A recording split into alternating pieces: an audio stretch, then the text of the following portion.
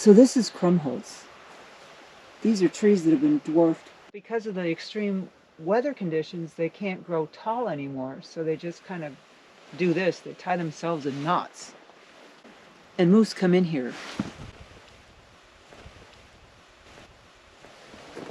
It's hard to believe that the moose can actually navigate in these trees. But we have found many trails where moose have climbed through, over, in between, and under all this stuff. I don't know how they do it with antlers. It's just amazing. But this is it. It's krummholz.